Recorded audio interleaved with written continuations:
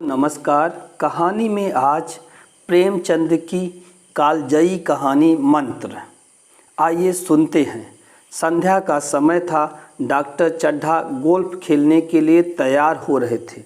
Motor द्वार के सामने खड़ी थी कि दो कहार एक डोली लिए आते दिखाई दिए।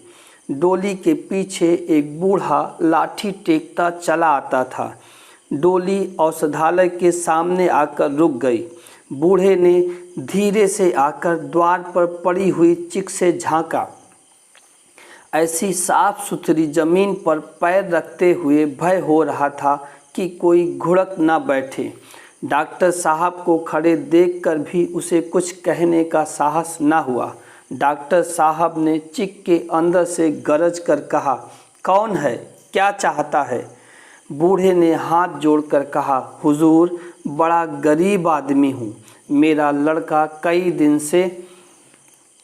डॉक्टर साहब ने सिगार जलाकर कहा, कल सवेरे आओ, कल सवेरे, हम इस वक्त मरीजों को नहीं देखते। बूढ़े ने घुटने टेक कर ज़मीन पर सिर रख दिया और बोला, दुहाई है सरकार की, लड़का मर जाएगा। हुजूर, 4 दिन से आंखें नहीं। डॉक्टर चड्ढा ने कलाई पर नज़र डाली। केवल 10 मिनट समय और बाकी था। गोल्फ स्टिक खूंटी से उतारते हुए बोले, कल सवेरे आओ, कल सवेरे, यह हमारे खेलने का समय है। बूढ़े ने पगड़ी उतार कर चौखट पर रख दी और रोक कर बोला, हुजूर, एक निगाह देख ले, बस एक निगाह। लड़का हाथ से चला जाएगा हुजूर। 7 लड़कों में यही एक बच रहा है हुजूर। हम दोनों आदमी रो रो कर मर जाएंगे सरकार। आपकी बढ़ती हुए दीन बंधु। ऐसे उजड़ देहाती यहाँ प्रायः रोज आया करते थे। डॉक्टर साहब उनके स्वभाव से खूब परिचित थे। कोई कितना ही कुछ कहे, पर वे अपनी ही रट लगाते जाएंगे, किसी की सुनेंगे नहीं। धीरे से चिक उठाई और बाहर निकलकर मोटर की तरफ चले। बूढ़ा यह कहता हुआ उनके पीछे दौड़ा, सरकार, बड़ा धर्म होगा हुजूर, दया कीजिए, बड़ा दीन दुखी हूँ, संसार में कोई और नहीं है बाबूजी। मगर डॉक्टर साहब ने उसकी ओर मुंह फेर कर देखा तक नहीं। मोटर पर बैठकर बोले, कल सवेरे आना। मोटर चली गई। बूढ़ा कई मिनट तक मूर्ति की भांति निश्चल खड़ा रहा। संसार में ऐसे मनुष्य भी होते हैं जो अपने आमोद प्रमोद के आगे किसी की भी जान की परवाह नहीं करते। शायद इसका उसे अब भी विश्वास न आता था। सभ्य संसार इतना निर्मम, इतना कठोर है, इसका ऐसा मर्मभेदी अनुभव अब तक न हुआ था। वह उन पुराने जमाने के जीवों में था जो लगी हुई आग को बुझाने, मुर्दे को कंधा देने, किसी के छप्पर को उठाने और किसी कलह को शांत करने के लिए सदैव तत्पर रहते थे। जब तक बूढ़े को मोटर दिखाई दी, वह खड़ा टकटकी लगाए उस ओर ताकता रहा। शायद उसे अब भी डॉक्टर साहब के लौट आने की आशा थी। फिर उसने कहारों से डोली उठाने को कहा। डोली जिधर से आई थी उधर ही चली गई। चारों ओर से निराश होकर वह डॉक्टर चड्ढा के पास आया था।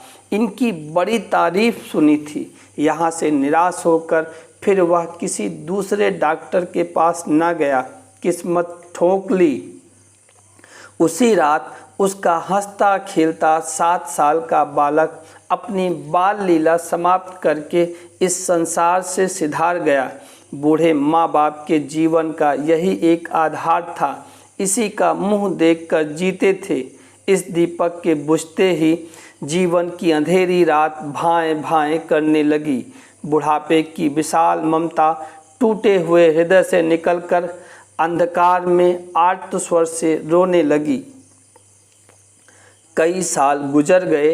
डॉक्टर चड्ढा ने खूब यश और धन कमाया, लेकिन इसके साथ ही अपने स्वास्थ्य की भी रक्षा की, जो एक साधारण बात थी। यह उनके नियमित जीवन का आशीर्वाद था कि 50 वर्ष की अवस्था में उनकी चुस्ती और फुर्ती युवकों को भी लज्जित करती थी। उनके हर एक काम का समय नियत था। इस नियम से वह जौ भर भी ना टलते थे। बहुधा लोग स्वास्थ्य के नियमों का पालन उस समय करते हैं जब रोगी हो जाते हैं। डॉक्टर चड्ढा उपचार और संयम का रहस्य खूब समझते थे। उनकी संतान भी इसी नियम के अधीन थी। उनके केवल 2 बच्चे हुए, एक लड़का और एक लड़की। तीसरी संतान ना हुई, इसलिए श्रीमती चड्ढा भी अभी जवान मालूम होती थी। लड़की का तो विवाह हो चुका था, लड़का कॉलेज में पढ़ता था। वही माता पिता के जीवन का आधार था। शील और विनय का पुतला, बड़ा ही रसिक, बड़ा ही उदार, विद्यालय का गौरव, युवक समाज की शोभा, मुखमंडल से तेज की छटा सी निकलती थी। आज उसकी 20वीं सालगिरह थी। संध्या का समय था। हरी हरी घास पर कुर्सियां बिछी हुई थी। शहर के रईस और हुक्काम एक तरफ, कॉलेज के छात्र दूसरी तरफ बैठे भोजन कर रहे थे। बिजली के प्रकाश से सारा मैदान जगमगा रहा था। आमोद प्रमोद का सामान भी जमा था। छोटा सा प्रहसन खेलने की तैयारी थी। प्रहसन स्वयं कैलाश नाथ ने लिखा था। वही मुख्य एक्टर भी था। इस समय वह एक रेशमी कमीज पहने, नंगे सिर नंगे पांव, इधर से उधर मित्रों की आवभगत में लगा हुआ था। कोई पुकारता, कैलाश जरा इधर आना। कोई उधर से बुलाता, कैलाश क्या उधर ही रहोगे। सभी उसे छेड़ते थे, चुगल करते थे। बेचारे को जरा दम मारने का अवकाश न मिलता था। सहसा एक रमणी ने उसके पास आकर पूछा, क्यों कैलाश, तुम्हारे सांप कहाँ हैं, जरा मुझे दिखा दो। कैलाश ने उससे हाथ मिलाकर कहा, मृणालिनी इस वक्त क्षमा करो, कल दिखा दूंगी। मृणालिनी ने आग्रह किया, जी नहीं, तुम्हें दिखाना पड़ेगा, मैं आज नहीं मानने की। तुम रोज कल कल करते हो। मृणालिनी और कैलाश दोनों सहपाठी थे और एक दूसरे के प्रेम में पगे हुए।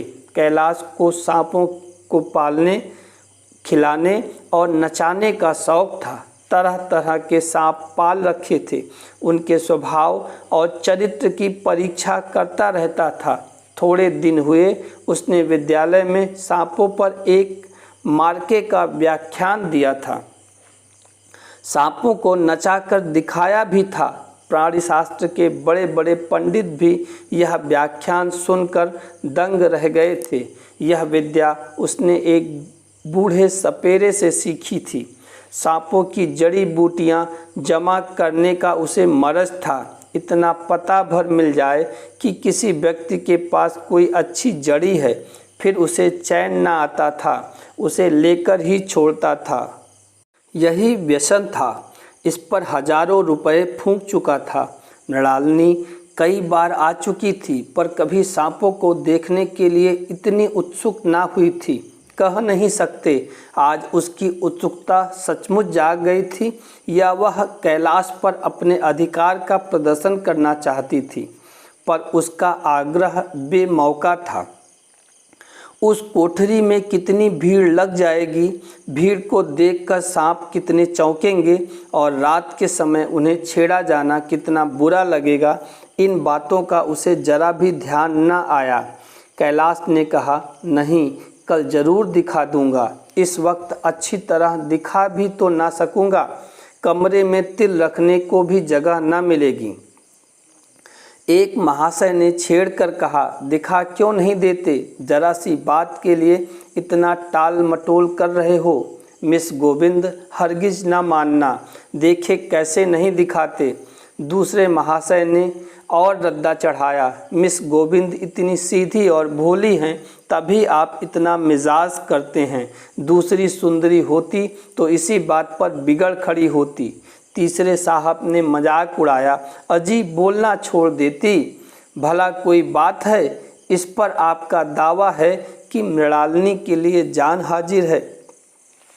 मृणालिनी ने देखा कि ये सोहदे उसे रंग पर चढ़ा रहे हैं तो बोली, आप लोग मेरी वकालत ना करें, मैं खुद अपनी वकालत कर लूँगी। मैं इस वक्त सांपों का तमाशा नहीं देखना चाहती, चलो छुट्टी हुई। इस पर मित्रों ने ठट्टा लगाया। एक साहब बोले, देखना तो आप सब कुछ चाहें पर दिखाए भी तो। कैलाश को मृणालिनी की झेपी हुई सूरत को देखकर मालूम हुआ कि इस वक्त उनका इनकार वास्तव में उसे बुरा लगा है। ज्यों ही प्रीति भोज समाप्त हुआ और गाना शुरू हुआ, उसने मृणालिनी और अन्य मित्रों को सांपों के दरबे के सामने ले जाकर महुअर बजाना शुरू किया। फिर एक एक खाना खोलकर एक एक सांप को निकालने लगा। वाह, क्या कमाल था! ऐसा जान पड़ता था कि वे कीड़े उसकी एक एक बात, उसके मन का एक एक भाव समझते हैं।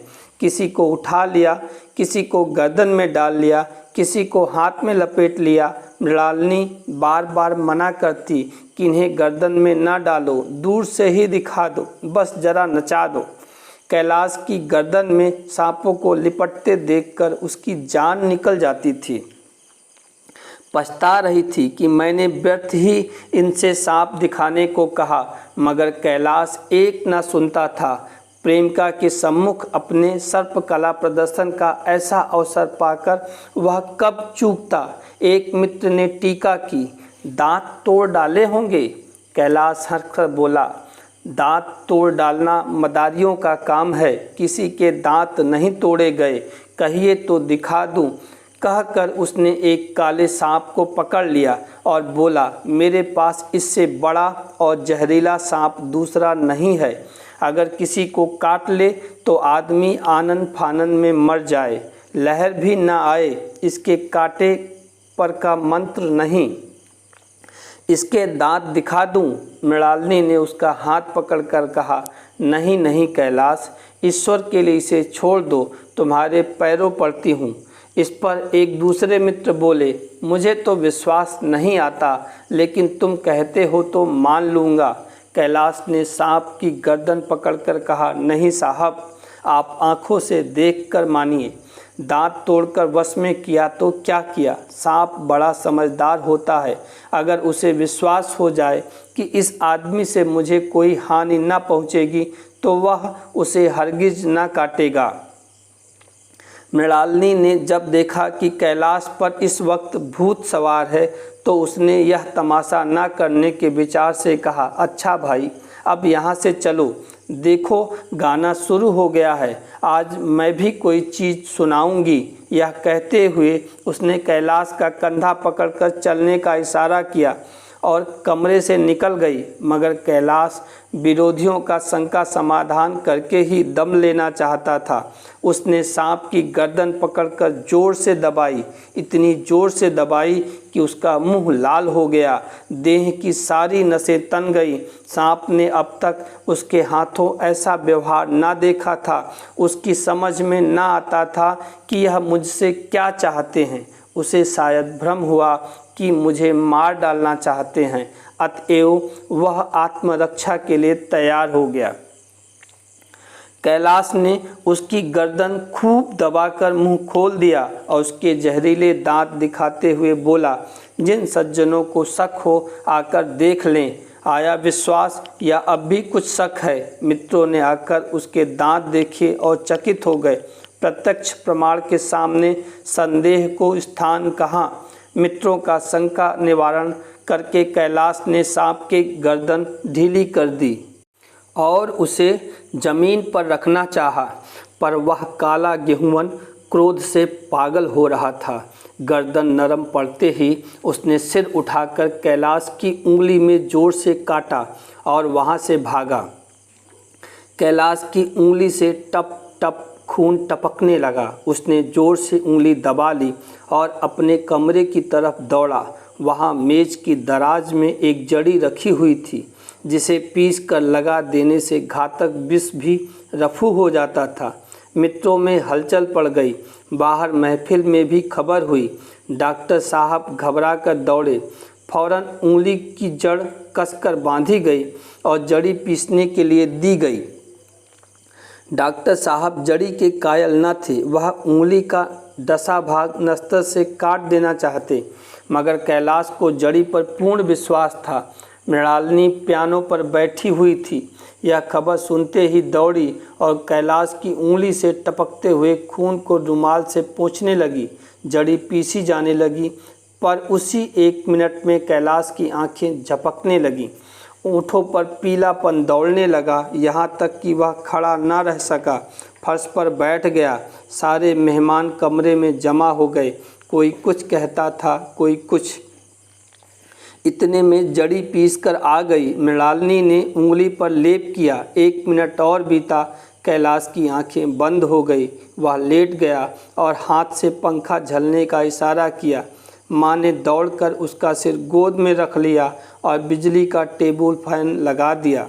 डॉक्टर साहब ने झुककर पूछा, कैलाश कैसी तबीयत है?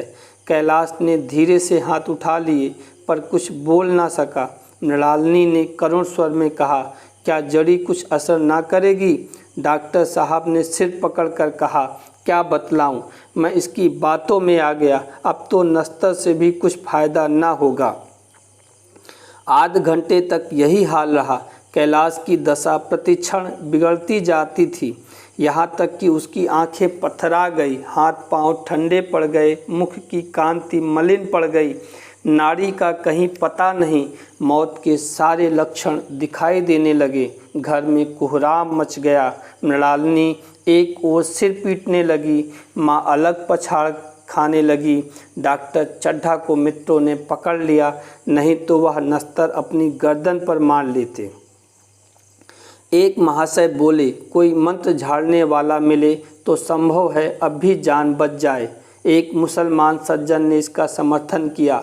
अरे साहब, कब्र में पड़ी हुई लाशें जिंदा हो गई हैं, ऐसे ऐसे बाकमाल पड़े हुए हैं। डॉक्टर चड्ढा बोले, मेरी अक्ल पर पत्थर पड़ गया था कि इसकी बातों में आ गया। नस्तर लगा देता तो यह नौबत ही क्यों आती। बार बार समझाता रहा कि बेटा सांप ना पालो, मगर कौन सुनता था। बुलाइए, किसी झाड़ फूंक करने वाले ही को बुलाइए, मेरा सब कुछ ले ले, मैं अपनी सारी जायदाद उसके पैरों में रख दूंगा, लंगोटी बांधकर घर से निकल जाऊंगा।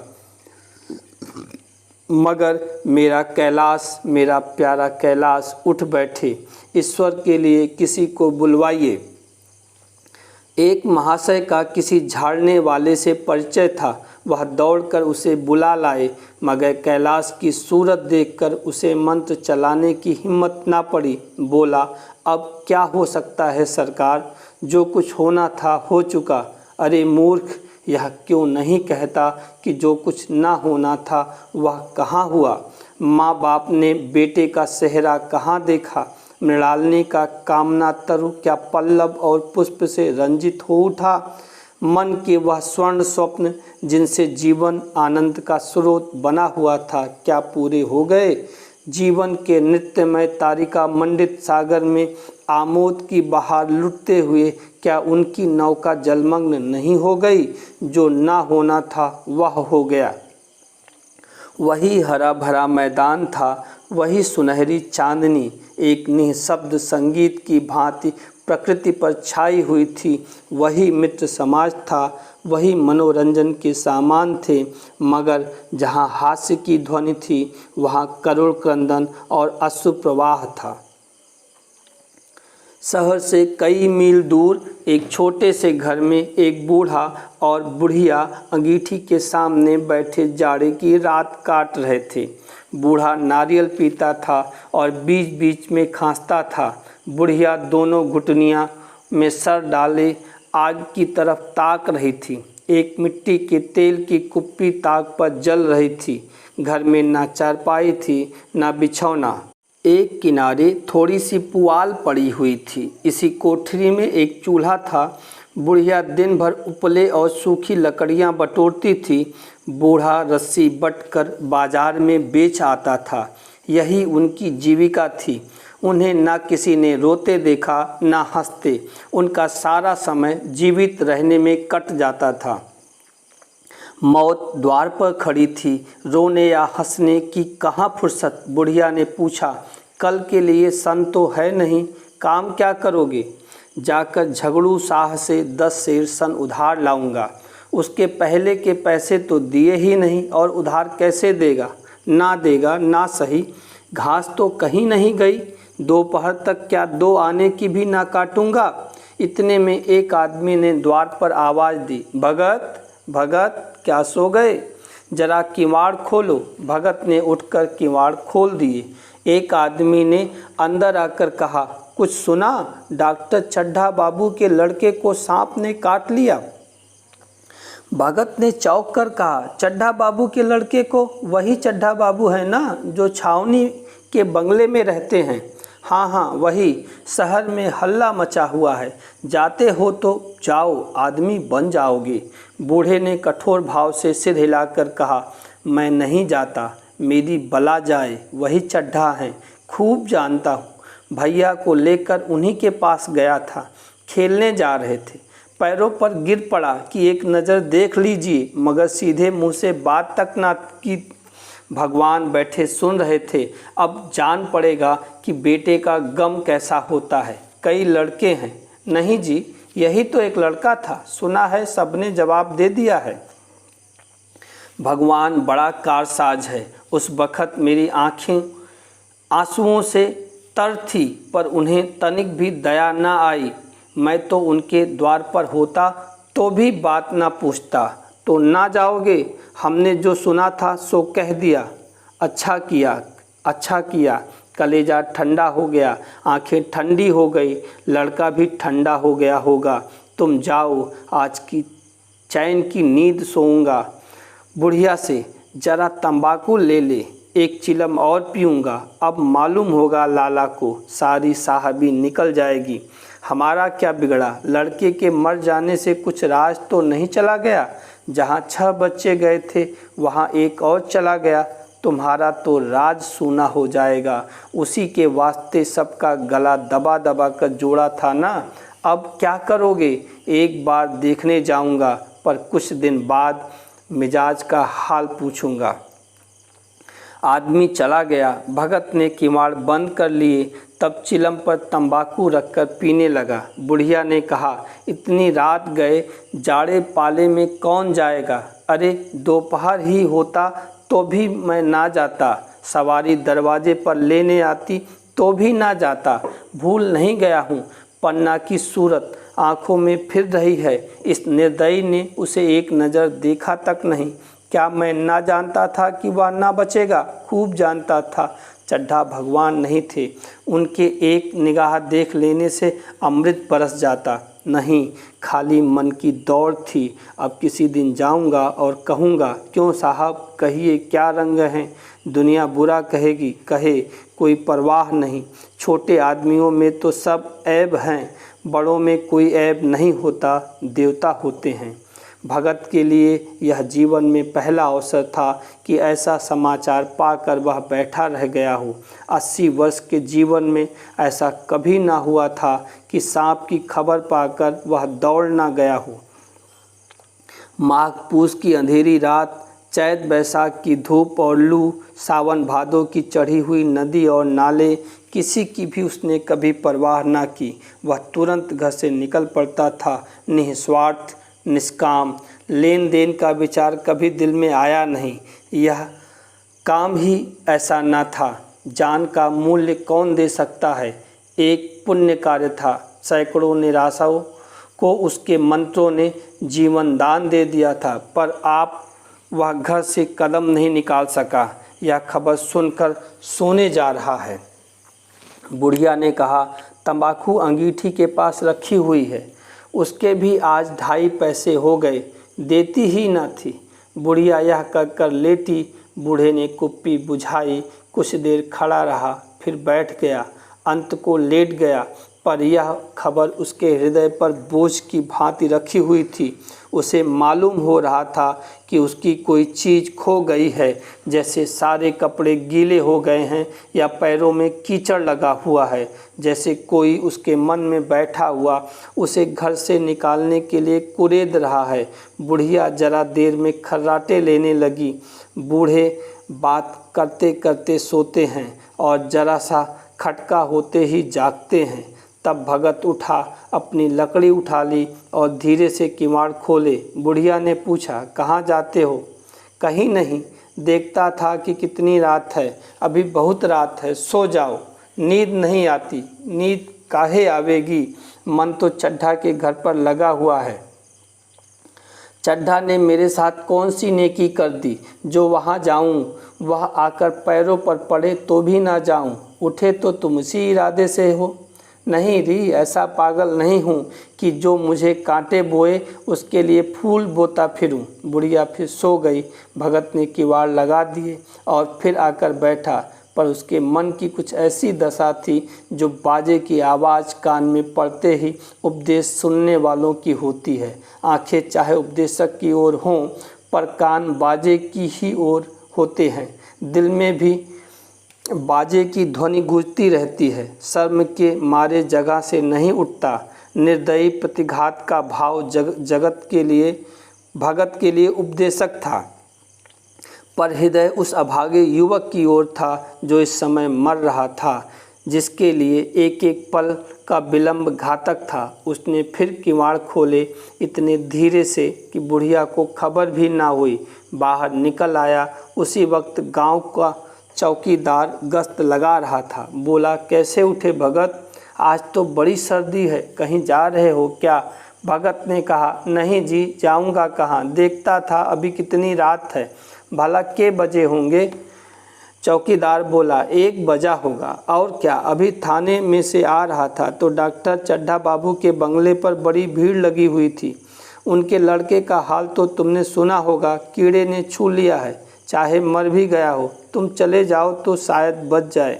सुना है 10,000 तक देने को तैयार है। भगत ने कहा, मैं तो ना जाऊं, चाहे वह 10 लाख भी दे। मुझे 10,000 या 10 लाख लेकर क्या करना है? कल मर जाऊंगा, फिर कौन भोगने वाला बैठा हुआ है? चौकीदार चला गया। भगत ने आगे पैर बढ़ाया। जैसे नशे में आदमी की देह अपने काबू में नहीं रहती, पैर कहीं रखता है, पड़ता कहीं है, कहता कुछ है, जबान से निकलता कुछ है। वही हाल इस समय भगत का था। मन में प्रतिकार था, पर कर्म मन के अधीन न था। जिसने कभी तलवार नहीं चलाई, वह इरादा करने पर भी तलवार नहीं चला सकता। उसके हाथ कांपते हैं, उठते ही नहीं। भगत लाठी खटखट करता लपका चला जाता था। चेतना रोकती थी, पर उपचेतना ठेलती थी। सेवक स्वामी पर हावी था। आधी राह निकल जाने के बाद सहसा भगत रुक गया। हिंसा ने क्रिया पर विजय पाई। मैं यूं ही इतनी दूर चला आया। इस जाड़े पाले में मरने की मुझे क्या पड़ी थी? आराम से सोया क्यों नहीं? नींद ना आती थी, ना सही 2-4 भजन ही गाता। व्यर्थ इतनी दूर दौड़ा आया। चड्ढा का लड़का रहे या मरे, मेरी बला से। मेरे साथ उन्होंने ऐसा कौन सा सुलूक किया कि मैं उनके लिए मरूं? दुनिया में हजारों मरते हैं, हजारों जीते हैं। मुझे किसी के मरने जीने से क्या मतलब? मगर उपचेतन ने अब एक दूसरा रूप धारण किया, जो हिंसा से बहुत कुछ मिलता जुलता था। वह झाड़ फूंक करने नहीं जा रहा। वह देखेगा कि लोग क्या कर रहे हैं। डॉक्टर साहब का रोटना पीटना देखेगा, किस तरह सिर पीटते हैं, किस तरह पछाड़े खाते हैं। वे लोग तो विद्वान होते हैं, सब्र कर जाते होंगे। हिंसा भाव को यूं धीरज देता हुआ वह फिर आगे बढ़ा। इतने में 2 आदमी आते दिखाई दिए। दोनों बातें करते चले जा रहे थे। चड्ढा बाबू का घर उजड़ गया। वही तो एक लड़का था। भगत के कान में यह आवाज़ पड़ी। उसकी चाल और भी तेज हो गई। थकान के मारे पाँव न उठते थे। सिरों भाग इतना बढ़ जाता था मानो अब मुंह के बल गिर पड़ेगा। इस तरह कोई 10 मिनट चला होगा कि डॉक्टर साहब का बंगला नजर आया। बिजली की बत्तियां जल रही थी, मगर सन्नाटा छाया था। रोने पीटने की आवाज़ भी न आती थी। भगत का कलेजा धक धक करने लगा। मुझे कहीं देर तो नहीं हो गई? वह दौड़ने लगा। इतनी उम्र में वह इतना तेज कभी नहीं दौड़ा था। बस यही मालूम होता था मानो मौत उसके पीछे दौड़ी आ रही हो। 2 बज गए थे। मेहमान विदा हो गए। रोने वालों में केवल आकाश के तारे रह गए थे और सभी रो रो कर थक गए थे।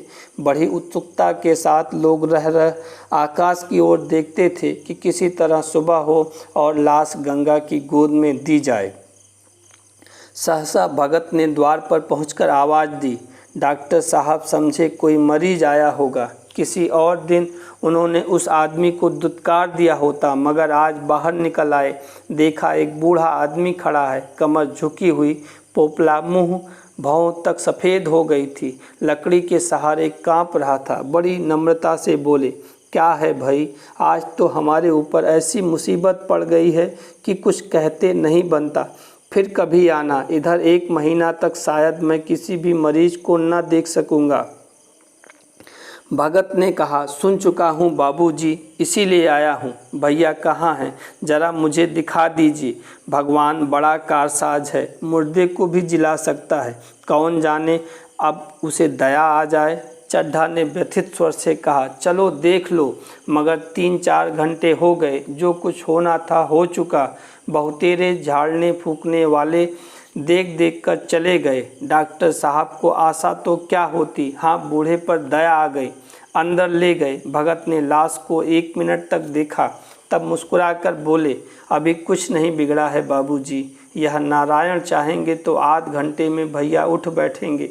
आप नाहक दिल छोटा कर रहे हैं, जरा कहारों से कहिए पानी तो भरे। कहारों ने पानी भर भर कर कैलाश को नहलाना शुरू किया। पाइप बंद हो गया था।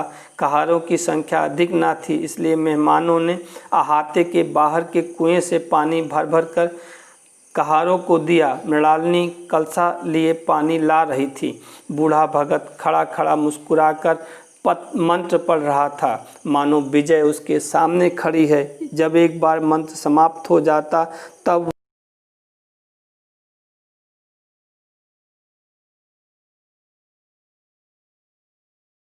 तो वह कैलाश को जड़ी सूंघा देता। न जाने कितनी बार जो है सर पर घड़े पानी डाले गए और बूढ़े ने मंत्र पढ़े और कैलाश को जड़ी सूंघाई। आखिर जब उषा ने अपनी लाल लाल आंखें खोली तो कैलाश की भी लाल लाल आंखें खुल गई। एक क्षण में उसने अंगड़ाई ली और पानी पीने को मांगा। डॉक्टर चड्ढा ने दौड़कर नारायणी को गले लगा लिया। नारायणी दौड़कर भगत के पैरों पर गिर पड़ी और मृणालिनी कैलाश के सामने आंखों में आंसू भरकर पूछने लगी, अब कैसी तबीयत है। एक क्षण में चारों तरफ खबर फैल गई। मित्रगण मुबारकबाद देने आने लगे। डॉक्टर साहब बड़े श्रद्धा भाव से हर एक के सामने भगत का यश गाते फिर रहे थे। सभी लोग भगत के दर्शनों के लिए उत्सुक हो उठे, मगर अंदर जाकर देखा तो भगत का कहीं पता ना था। नौकरों ने कहा, अभी तो यहीं बैठे चिलम पी रहे थे, हम लोग तंबाकू देने लगे तो नहीं ली, अपने पास से तंबाकू निकाल कर भरी। यहाँ तो भगत की चारों तरफ तलाश होने लगी और भगत लपका हुआ घर चला जा रहा था कि बुढ़िया के उठने से पहले पहुँच जाऊँ। जब मेहमान लोग चले गए तो डॉक्टर साहब ने नारायणी से कहा, बुढ़ा ना जाने कहाँ चला गया, एक चिलम तंबाकू का भी रवादार ना हुआ। मैंने तो सोचा था इसे कोई बड़ी रकम दूंगी। चड्ढा ने कहा, रात को मैंने नहीं पहचाना, पर जरा साफ हो जाने पर पहचान गया। एक बार यह एक मरीज को लेकर आया था, मुझे सब याद आता है। मैं खेलने जा रहा था और मरीज को देखने से इनकार कर दिया। आप उस दिन की बात याद करके मुझे इतनी ग्लानि हो रही है, उसे प्रकट नहीं कर सकता। मैं उसे खोज निकालूंगा और उसके पैरों पर गिरकर अपने अपराध के लिए क्षमा मांगूंगा। अब वह कुछ लेगा नहीं, यह जानता हूँ। उसका जन्म यश की वर्षा करने के लिए हुआ है। उसकी सज्जनता ने मुझे ऐसा आदर्श दिखा दिया कि अब से जीवन पर्यंत वह मेरे साथ रहेगा। तो बच्चों, ये कहानी थी। आपको कैसी लगी कहानी ये ज़रूर बताइएगा, और आपको इससे क्या सीख मिलती है ये भी बताइए। मिलते हैं अगली कहानी के साथ, तब तक के लिए नमस्कार।